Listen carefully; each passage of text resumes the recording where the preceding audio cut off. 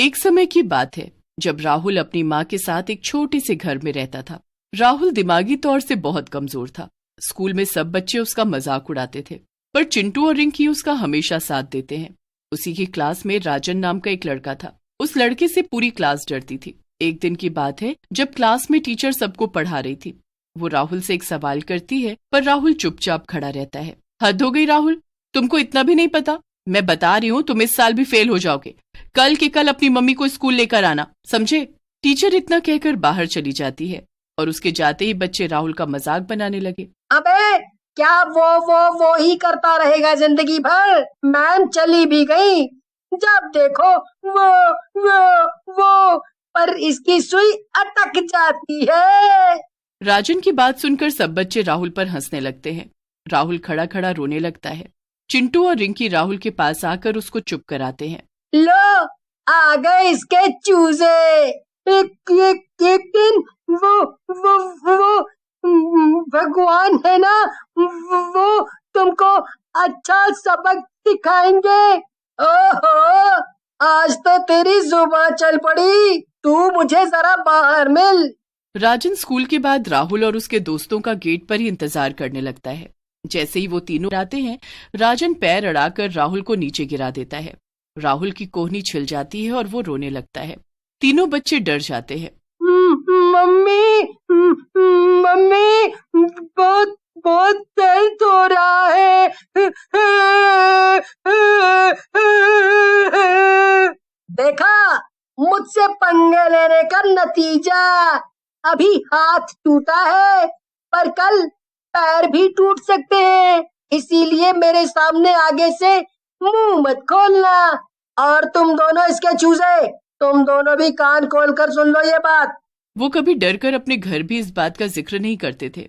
अगले दिन राहुल की माँ स्कूल जाती है और वहाँ टीचर राहुल की शिकायत करती है। राहुल पढ़ने में बहुत ही नालायक है और खेलकूद में तो सबसे पीछे है।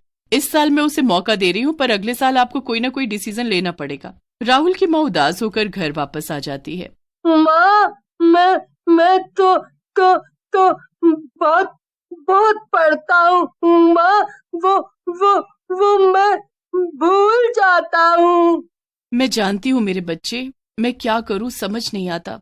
अब तो भगवान ही कोई चमत्कार कर सकते हैं। उस रात सच में भगवान एक चमत्कार करते हैं।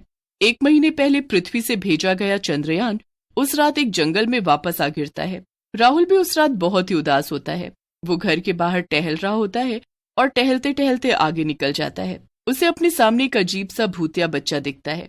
राहुल उसे देखकर डर जाता है। राहुल के चिल्लाने की वजह से एक कुत्ता उसके ऊपर आकर चिपक जाता है।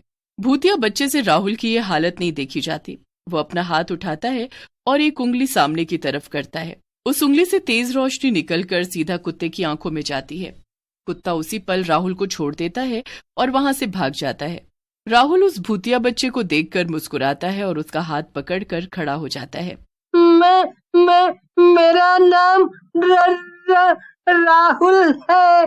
तुम्हारा नाम क्या है?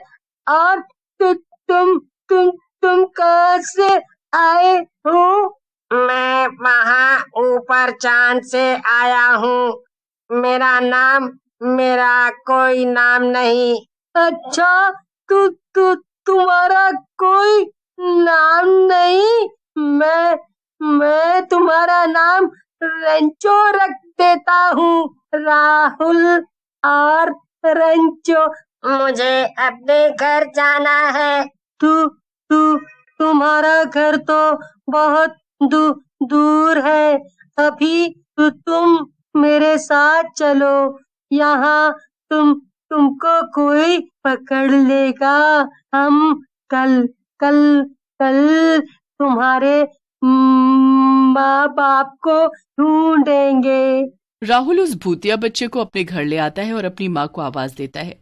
राहुल की माँ जैसे ही कमरे से बाहर आती है तो उनके होश ही उड़ जाते हैं। ये तू किसके साथ खड़ा है? दूर हट उसके पास से। माँ, ये अच्छा है, इसने मुझे कुत्ते से बचाया।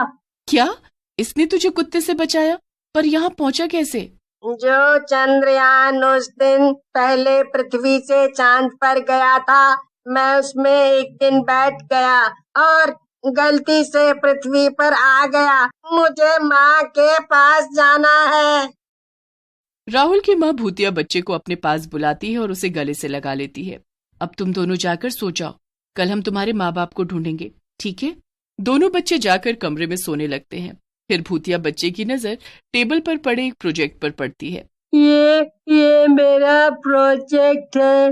मुझसे बन ही नहीं रहा। कल कल कल टीचर बहुत डांटेगी मुझे। तुम उसे छोड़ो और यहाँ सो जाओ।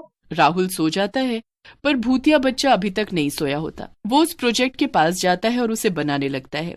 जब राहुल सुबह उठता है तो उसे अपना प्रोजेक्ट एकदम तैयार मिलता है। राहुल उसे देखकर एकदम दंग रह जाता है। क्या ये तुमने बनाया? माँ जल्दी आओ। देखो ना, रेंचो ने क्या कमाल कर दिया। अरे वाह, सच में ये तो तुमने कमाल कर दिया। तुम तो बहुत ही होशियार हो। राहुल तैयार होकर स्कूल चला जाता है और रेंचो घर में माँ के पास रह जाता है। राहुल का प्रोजेक्ट क्लास में सबसे अच्छा होता है। टीचर उसका प्रोजेक्ट देखकर हैरान रह जाती है। क्या ये सच बोल रहा है राहुल? राहुल पूरा प्रोजेक्ट टीचर को समझा देता है और वो भी बिना हकलाए। टीचर और हैरान रह जाती हैं कि आखिर एक दिन में राहुल को क्या हो गया। वो तो बिल्कुल बदल गया। राहुल, तुम अब हकला नहीं रहे, ये कैसे हुआ? खैर, जो भी हुआ अच्छा हुआ। शाबाश, ऐसे ही मेहनत करते जाओ। क्लास में सब बच्चे राहुल की तारीफ कर रहे होते हैं और उसके पास आते हैं। राजन एक कोने में अकेला खड़ा रह जाता है। ज्यादा खुश होने की जरूरत नहीं है, समझा? अगले हफ्ते कबड्डी का मैच है। हिम्मत है ना तो उसमें मुझे हरा कर दिखा। बड़ा आया हीरो बनने। राहुल को उसके दोस्त समझाते हैं कि ये उसने गलती कर दी, पर फिर राहुल उनको बोलता है, अब मुझे पहले जैसे डर ही नहीं लगता। और आज मैम ने जो मुझे पढ़ाया, मुझे पहली बार सब एक बार में समझ आ गया। पता ही नहीं क्या हो रहा है मेरे साथ। बस तुम कुछ गलत मत कर देना। राहुल घर जाता है और जाते ही अपनी माँ और रेंचो को स्कूल की सारी बात बताता है। रेंचो राहुल की बात सुनकर खूब हंसता है। ये तो बहुत अच्छी बात है। सब बहुत खुश होते हैं। अगले हफ्ते राहुल और राजन के बीच कबड्डी मैच होता है। उसमें राहुल की माँ भी जाती है और रेंचो को भी अपने साथ मास्क लगाकर ले जाती है ताकि उसे कोई देख ना पाए। वहाँ दोनों के बीच जबरदस्त मैच होता है। दूर बैठा रेंचो राहुल की पूरी मदद करता है और राहुल मैच जीत जाता है। राहुल पूरे स्कूल का हीरो बन जाता है। अब वो हर चीज में आगे होता है और किसी को कुछ समझ नहीं आ रहा होता कि ये बदलाव राहुल में आया कैसे। राजन को शक होने लगता है और वो रात को राहुल के घर में चुपके से झांकने लगता है। वहां रेंचो को देख उसके होश उड़ जाते हैं। वो जल्दी से अपने पापा को जाकर ये खबर देता है, जो कि पुलिस में होते हैं। चारों तरफ से पुलिस राहुल के घर को घेर लेती है और रेंचो को पकड़ने आ जाती है। कहाँ है वो चांद से आया हुआ जीव? हमारे हवाले कर दो उसे। यहाँ कोई भी नहीं है, सच बोल रही हूँ मैं। पुलिस अंदर जाकर पूरा घर ढूंढती है तो भूतिया बच्चा एक अलमारी के पीछे छिपा हुआ मिल जाता है। पुलिस उसे फौरन पकड़ लेती है। पुलिस जबरदस्ती रेंचो को ले जाती है और साइंटिस्ट उसे लैब में बंद करके उस पर जांच करने लगते हैं। इधर राहुल और उसकी माँ उसके लिए बहुत परेशान हो रहे होते हैं। माँ, उसे हमें बचाना होगा। उसने हमारी कितनी मदद की है। पर हमारे बस में कुछ नहीं बेटा। राहुल रात होने का इंतजार करता है। रात को वो घर के बहुत बड़े दियों से एक स्टार बनाता है। आसमान में उसी वक्त एक अजीब यंत्र उड़ता दिखता है। वो राहुल के घर के बाहर उतरता है। उसमें से फिर एक चुड़ैल और एक भूत निकलता है। कहाँ हो तुम? कहाँ हो? देखो हम आ गए। चुड़ैल और भूत को देख राहुल और उसकी माँ समझ जाते हैं कि वो रेंचो के माता पिता हैं। वो दोनों डरते हुए घर के बाहर आते हैं। मैं आपके बेटे का दोस्त हूँ। आज उसे पुलिस पकड़ कर ले गई। क्या वो इतने दिन तुम्हारे साथ था? भूतिया बच्चे के माँ बाप राहुल के साथ लैब जाते हैं। वो अपने जादू से उसे आजाद करके बाहर ले आते हैं। अब हमें जल्दी चांद पर वापस जाना होगा। यहाँ हमारे लिए खतरा है। चलो जल्दी। माँ सबको देखकर बड़ी खुश होती है कि रेंचो को उसके माता पिता वापस मिल गए। अब मैं चलता हूँ, पर ये लॉकेट अब तुम अपने पास रखना। ये तुम्हारे पास है, मतलब मैं तुम्हारे पास हूँ। भूतिया बच्चा वो स्टार का लॉकेट राहुल को दे जाता है। राहुल हमेशा उस लॉकेट को गले में पहनकर रखता है और वो हमेशा उसकी रक्षा करता है।